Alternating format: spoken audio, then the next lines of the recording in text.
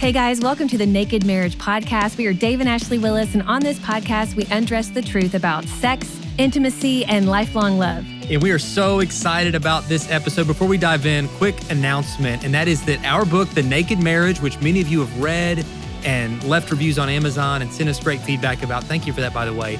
It's now available as an audiobook. So if you enjoy listening to this podcast, I think you're really going to enjoy the audiobook. Ashley and I had a blast narrating it. So you can get The Naked Marriage on Audible, which is part of Amazon, on iTunes, and everywhere audiobooks are sold. So I hope you guys enjoy that. Today's podcast, we're going to be interviewing some heroes of mine, Mark and Grace Driscoll.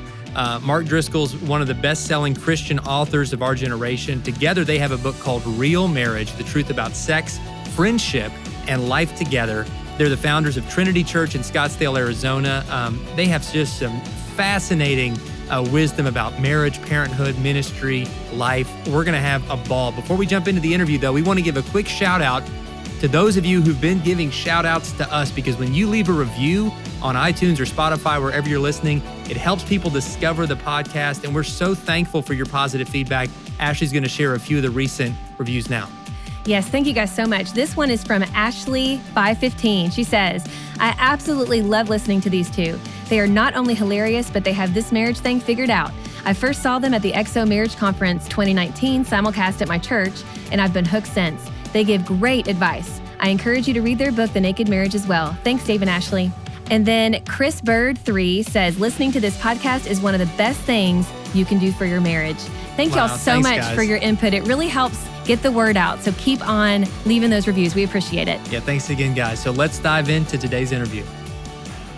We are so honored to be here in the studio today with Mark and Grace Driscoll. This is about the most you're going to hear me talk on this podcast right here at the front end, because I want to turn it over, one, to my beautiful wise bride and to our guests. But I just want to say thank you guys for your ministry publicly. This isn't just me kissing up.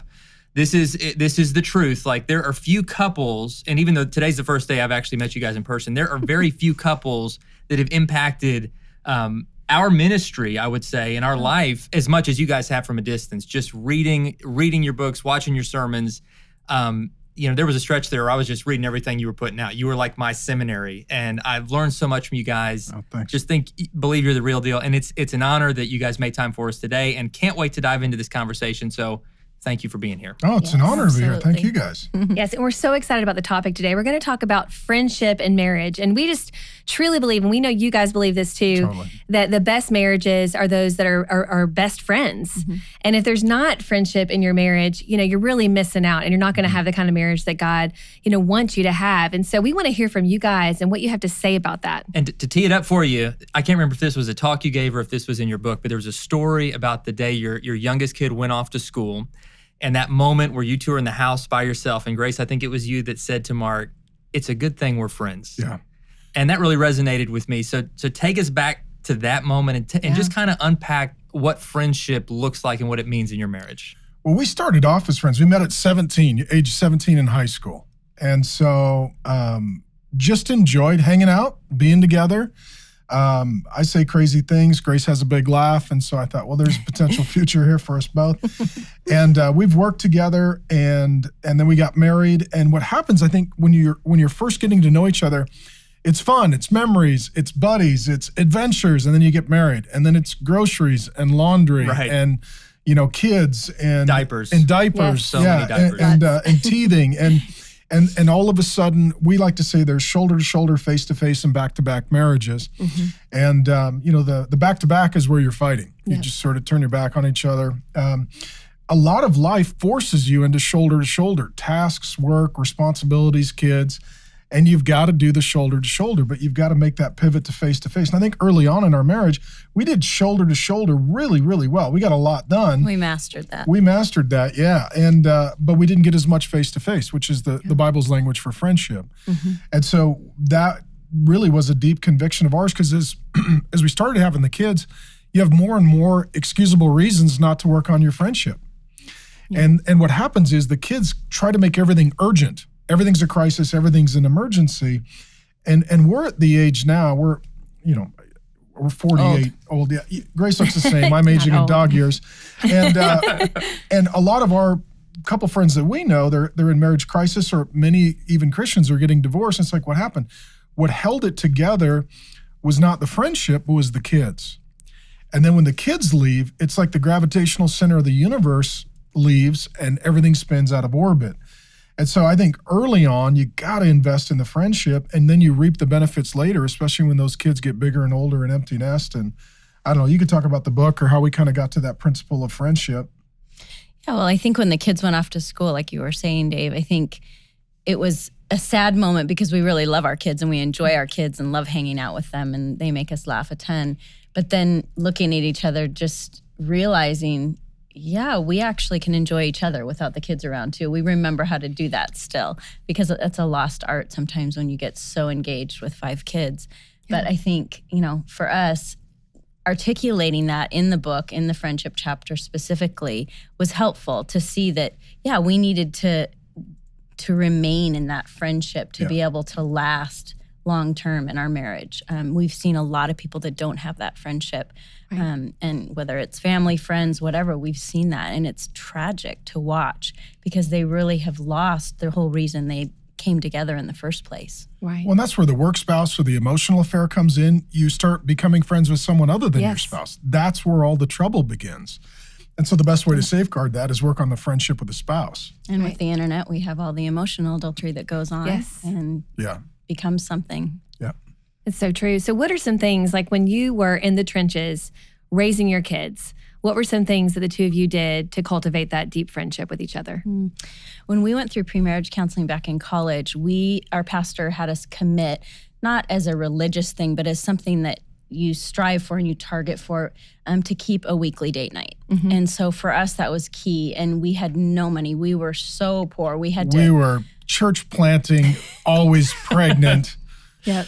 That's next level poor. Going to Baptist seminary broke. I mean, at that point, if we could just get up to 0, that would be amazing. Right. Yeah. Mm-hmm. So we really had to be creative. And whether it was just spending time in the house, not focused on all the chores and responsibilities, or saving, $10 to go to a movie after a couple of weeks or whatever it was.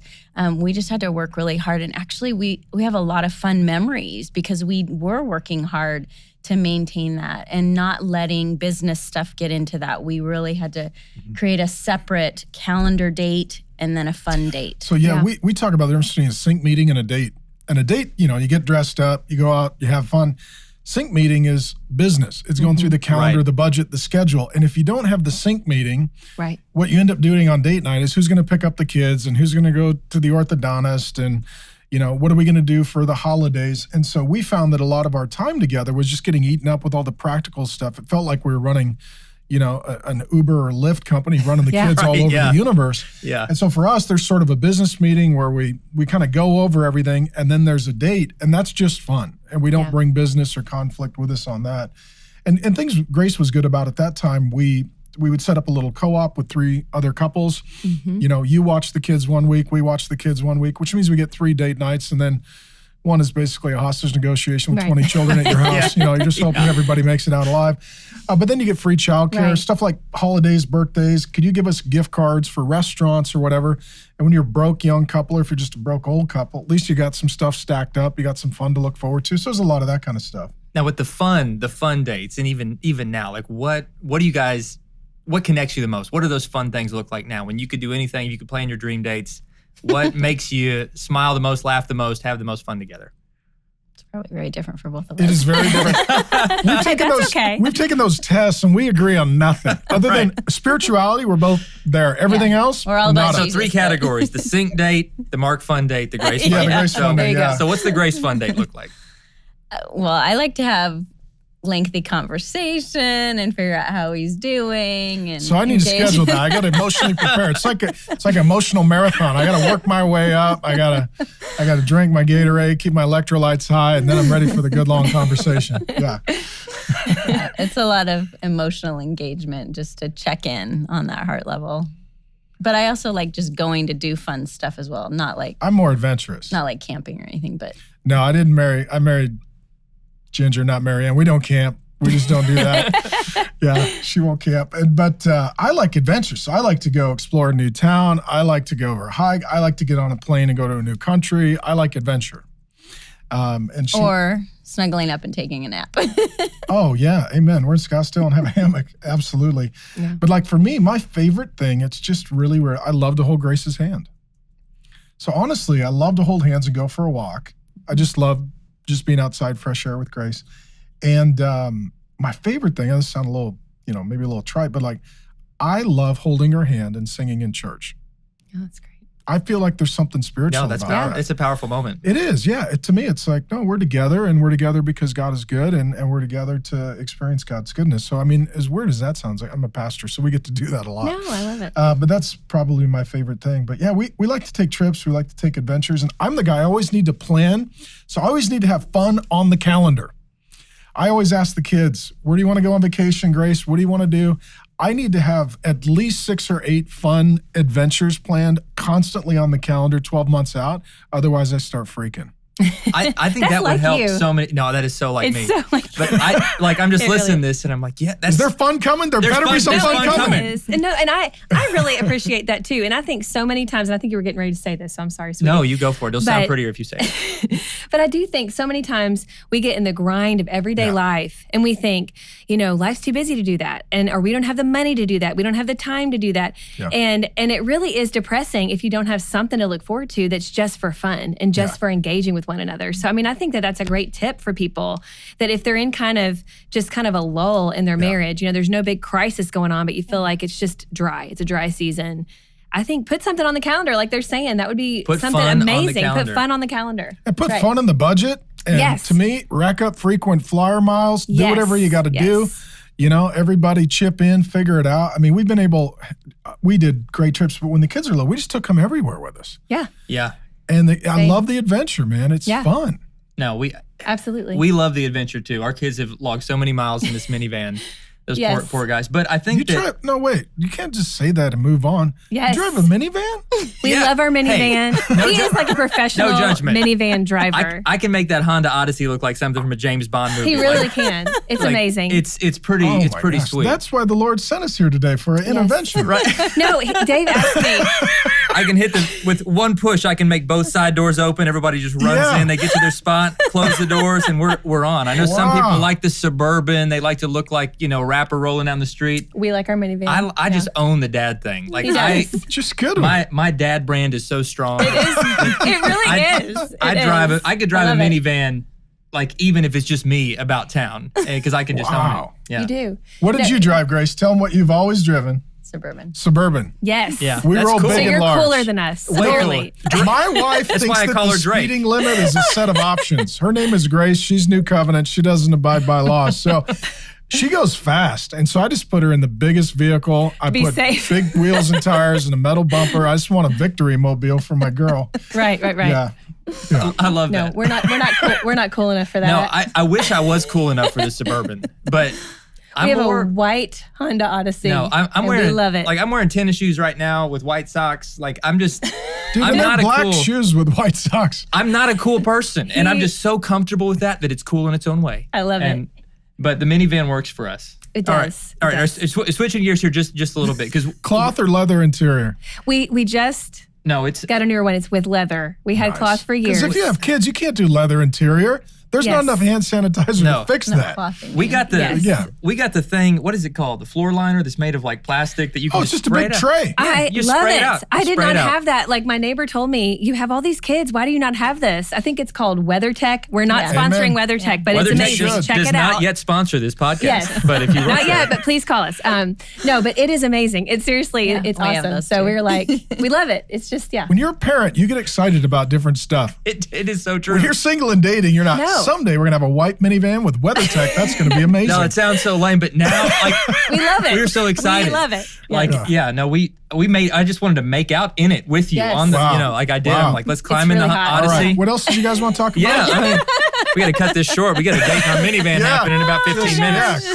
We love it. The button, the door opens. Yeah, that's right. All right. Really dark tinted windows. You can get real freaky. So all right. So back to. Friendship. Right, friendship. So now this is important because both of us in a similar way, we've gone through a move recently, right? So you know, you guys relocated Scottsdale, Arizona, planted the Trinity Church, which I watch online. It's amazing. Look them up. Great. It's going great. You guys are you're crushing it. But moving is hard. Transition's hard. We moved 7 months ago. 7 months ago, yeah. From, you know, we'd been very rooted in Georgia for many years, great friends, great church, and it felt, you know, God was leading us here. Wonderful opportunities happening here. We love being here, but moving is hard. Transition is hard. It's hard for our kids, trying to make new friends. And so what does friendship look like in marriage in those seasons of transition? And maybe it's not a move, though for many people listening it might be, but in those seasons of all of a sudden there's something big that's happened that's different. We've moved, we've become empty nesters, we've got this job change. So how do you navigate keeping the friendship and marriage a priority in those seasons of transition? Hit it, babe. I don't know that we have done this well. We've learned from not doing it well. I think looking out for, like, when he looks stressed or when I look stressed, watching for those times and just pausing and saying, hey, what can we do? How can I help? Yes. You know, being considerate of one another in those times. Because usually it's something I'm holding resentment that he didn't do, and I just wish he would hurry up and do that, or vice versa. And if we just expressed it in that moment and communicated rather than doing it ourselves and fine if you don't want to, you know, I think just looking out for each other's needs, because those are stressful times, and even stopping and praying in those times too, before you even, you know, if it's a move or whatever, and during, because connecting spiritually helps the stresses release, and then also just emotionally being on the same page. We try and make lists now of, okay, now that we've moved several times or whatever the current issue is, we've tried to make lists. Okay, what are we going to predict here? What do we need to look out for? How can we, you know, safeguard against stress or... And part of that's looking at the calendar, looking at the budget. Where is the pain point? Where is the stress? But you know, when Jesus says a house divided against itself can't stand, at the front end as a couple, before you make any major decision, you've got to be aligned. Yeah. I mean, division literally means two visions. So if the two of you don't agree on what you're going to do, it's going to be a dumpster fire. It's just what it's going to be. And so for us, I mean, I used to get ahead of Grace and I was selling. This is what we're doing. There's where we're going, you know, rah. And she wasn't sold. And so then we're not fully unified. So I need to prayerfully give her time to process, ask her questions, and she's got certain concerns as a mom that as a dad, I'm not thinking about. They're real practical, and get us to the place where we're aligned on what God's will is for us, and then we can march together into that future a little more bravely and boldly, and like, which also brings the kids along, because if the parents are on the same page, the kids will divide and conquer. Right. We're going to turn mom against dad, and all of a sudden it's prison riot. You know. Yeah. And so for us, it was getting unified at the front end. And then in the transition, really realizing, I tell this to couples all the time, that the relationship is more important than any issue. Right. And as soon as you start fighting, it's because you put some issue over the relationship. And it's almost like, I'll use a gun analogy. It's almost like the higher the caliber of the round, the stronger the barrel needs to be. And you know that your relationship to me is like the chamber, and the issue is like the bullet. If you load it up and it blows up, don't keep reloading. You got to fix the chamber. And the chamber is the relationship. And there are certain issues that are higher caliber. You start talking about the in-laws, the outlaws, the sex life, whatever it is, you're like, those rounds are going to blow up. And when you move, you find all of a sudden that there's a lot of high caliber rounds. Yeah. Yeah, I'm sure. We've been there. Like everything is amplified. I feel like during the transition. It amplifies whatever was a little issue could become potentially a much bigger issue in that very delicate period of transition. Yeah, when we moved, so we were up in the People's Republic of Seattle. That's where we met and lived for a very long time. And then we moved. And as soon as we moved, we left all our stuff in the house, and we were going to sell it and then buy a house. Like a 100-foot cedar tree fell on our house, crushed it with all of our furnishings in it, and I'm on, you know, what do we do now? We can't sell our house. All our stuff is there. I go up, check it out. There's like a deer in the house. You're like a real deer. You're like, this is not ideal. So sorry. This is not ideal. And so I got Grace and the kids in we call it the Stinky Camp House. It was a rental house. Smelled like Satan farted. It was that place. And, you know, we're trying to figure out, what do we do? And in that season, it's like, we're trying to get the kids, because we had elementary, middle school, junior high, and high school, and college. So then you're trying to slot all the kids into school and trying to figure out everything. And the only way you can find anything is on your app. You don't even know where you're driving. Right. And so what I told Grace at that time was, I said, I feel like my life has a migraine. Yeah, no, I get that. Yeah. I get When it. you get a migraine, if somebody drops a spoon, it sounds like you're in the front row for Metallica. You know, Yeah. my life has a migraine. And in those seasons, just being able to say, everything's amplified, I'm going to probably freak out, just endure me for a bit. But being gracious with one another, because in abnormal seasons, things aren't normal, and that's okay. Right. And a move is like that. Life just goes upside down for a little while. Oh, it squeezes you. I've definitely found myself, things that shouldn't bother me will become this big issue. Oh, yeah. And so that you're laughing. Like she's like, I have 100 stories I could tell. Yeah. Is there just one for the sake of time? No, but it's so true because, and I do think what you're saying about just really what I hear you saying is like assume the best in each other and then give each other room to kind of work it out, because sometimes I think we can be, I like to refer to it as a sandpaper season. I think moving brings on those sandpaper seasons where everything is literally rubbing you the wrong way and you feel raw. And you're like, anytime somebody rubs against you, you want to punch them in the face, Yeah. And so, that's kind of how it's been for us. And we've moved before and we've experienced the same thing. So we kind of know that. But even when you're in it, and some people listening right now are totally relating to this, it's so easy to turn on one another because, you're it's not. the closest person, right? And you want to, you see couples fighting, especially during these transition times. And I totally can attest to what you're saying about the kids. If the kids pick up on division from mom and dad, they try to work that. They try to work that out and get more leverage on their side. But it's so important to really be open and just exactly what Grace was saying. Just be honest about what you're feeling, because I think when you're honest, it doesn't have anything in the dark. I feel like that's when Satan has his heyday. But when you bring it to light, even if it's something minute, like a little irritation that you're experiencing with your spouse, bringing it to the light and talking to them about it, it's going to be so much better than just growing in bitterness. And and when we are bitter towards each other, we can't be friends. I mean, we're just kind of living life side by side, but not really experiencing engagement with one another and joy. No, it's so good. And so like turning the page, because some of you might be listening and thinking, well, I'm not really in transition, or maybe that I am. Yeah. But what do I do with all this? Like, what do I do to very practically become a better friend to my spouse? Because that's what it comes down to. Your marriage is going to be stronger. The strength of your friendship is going to really be the foundation of the strength of your whole marriage. And so how do you get to be better friends? We've all got those couples we look to and we're like, they just seem to not only love each other, but actually like each other. Yeah. And I want more of that. So how do we get there? And a few little things, a few nuggets. Number one, I feel like is honesty. The strength of your honesty in any relationship will determine the strength of your intimacy. Honesty paves the way to intimacy. Right. So in your marriage, what is speaking the truth in love look like? What does that honesty look like of having, no secrets, but then also being kind when sometimes maybe the truth could sting a little bit? What does that look like in your relationship? Yeah, for us, I think it's important if it's done respectfully. That's me. I think men, cars run on gas, men run on respect. For Grace, it's love, for sure. And so she wants me to consider my words, measure my words, pray about whether or not it needs to be said, consider my tone. Usually by the time the Holy Spirit's done with me, I'm actually ready for a decent conversation. Anytime before that, it's not very good.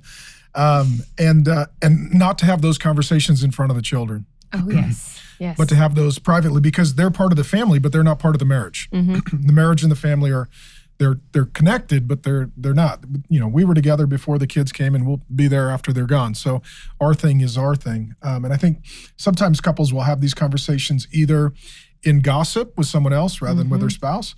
They'll have them leaking or venting on the children, and then the children are taking an offense and then carrying the burden, and or saying it in the presence of others, which creates a hostile environment. Right. And so privacy, respect, tone, I think goes a really long way, because a good beginning allows a good ending.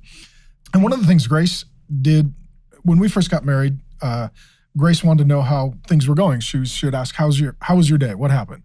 And I didn't like to have that conversation because I didn't want to relive it. I didn't like it the first time. It's like junior high. I don't want to take this class again. Let's just pretend it didn't happen. It's like puberty. Let's just move forward. Let's don't revisit it. And so then she started asking, well, what can I do? And sometimes there wasn't anything to do. And then she started asking, how can I be a good friend? And honestly, for me, at least as a husband, I'd never really had anybody ask me that question. And so when she started asking, how can I be a good friend? How can I be a good friend today? How can I be a good friend right now? Just the fact that was her desire pretty much was everything for me. Great question. Because whether or not somebody's being a great friend, if they love you and they want to be a good friend, that's 98% of it. It is, yeah. And sometimes, in a marriage, we're trying to be a good friend, but we're not, because we're not asking. And sometimes even in marriage books or podcasts or whatever, I mean, we wrote a book, you guys write books, but you read it and you say, okay, that's what that wife did for her husband. You do it and you're like, it didn't work. What's wrong with my husband? He's a different guy. Or vice versa with a wife. Right. Maybe a guy reads a book. I mean, I'm going out here, it's the list of Jesus' miracles. A man read a book. But if he read a book, he's like, here's the 7 things you do. And then your wife's happy. I did it. My wife's not happy. I must have read the wrong book or got the wrong girl. Yeah. Right. It's like, no, you got to ask her. She's the expert on what a friendship would look like for her. And sometimes I think we don't just ask.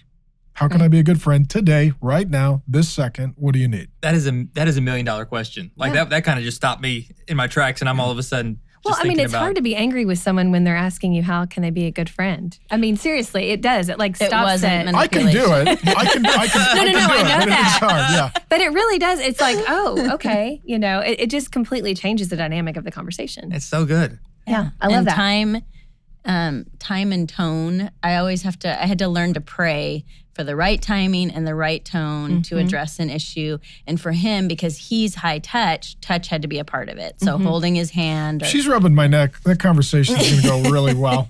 If she's holding my hand, we're gonna land the dismount. I love it. Yeah. So touch is one of your love languages. That's I will fake an injury to get a back rub. Right. Whatever it takes. Whatever it takes, brother. I'm too ticklish is my problem. He is too ticklish. Yeah, I'll just take your word on that. Yeah.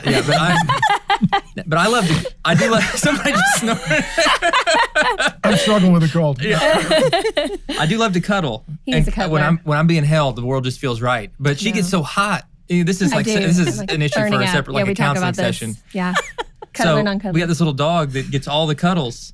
She's teeny. I know, but I look and I'm like, I just want to be held. See, we have a German Shepherd. We have a German Shepherd that sheds all over the house. When we lived up north, we had 2 acres. The dog go out and protect.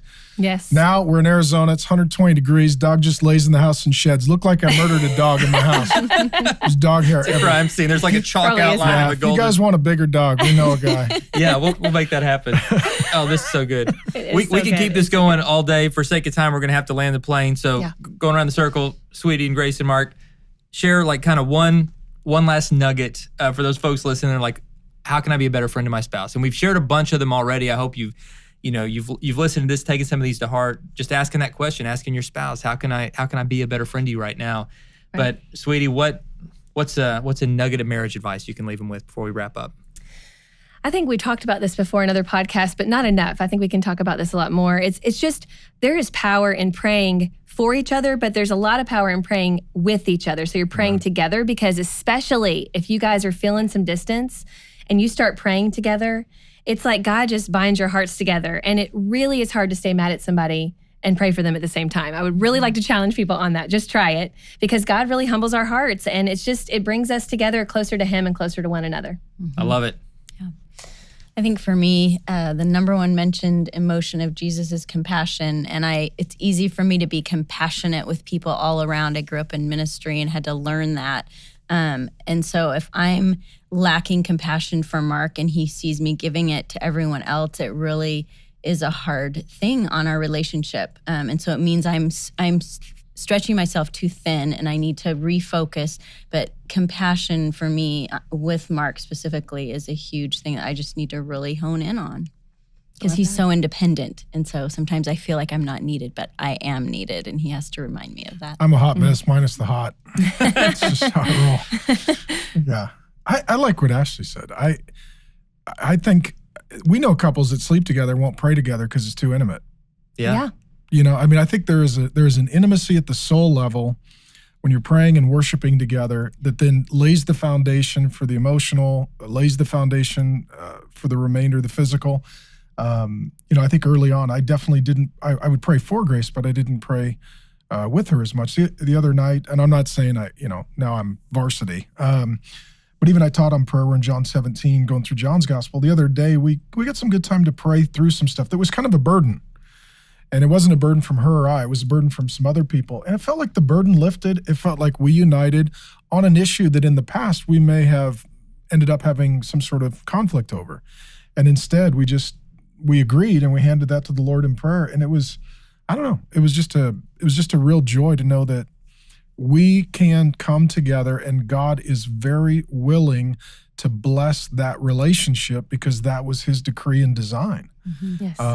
And he's always gracious to meet us in that way. So yeah. And thanks for hanging in there, babe. We've been together a long time. She's a resilient, wonderful woman, and it's a blessing and honor to be with her. I mean, the longer we're together, the more I don't know who I'd be or what I'd be if I didn't have Grace, but everything would be worse. I know that. That's a beautiful statement. Yeah. Absolutely. They're going to make out in the parking lot too. Yeah. I can tell. But not in a minivan. I rented A way cooler car. I rented a Dodge 4-door truck. That's what I'm rolling in. There you go. Yeah.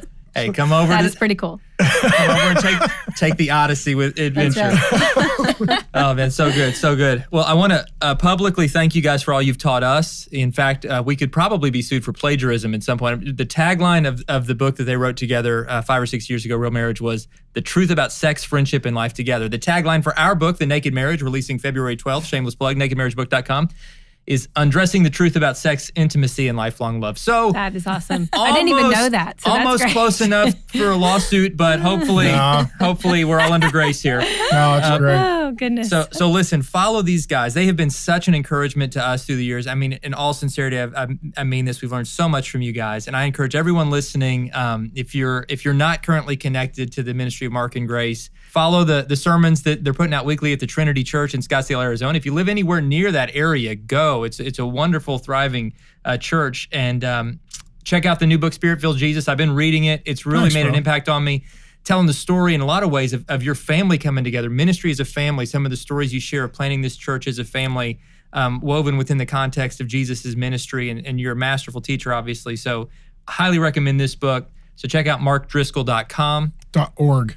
Oh, .org. You know what? Thank you. I'm such a fan. I even buy Driscoll berries at the supermarket when we go. Oh my gosh. Those aren't us, but man, that would be pretty awesome. Well, forget it. I'm done. That would be amazing. I'm going to not buy them anymore now that I know that. But guys, seriously, thank you. Thank you so much, sweetie.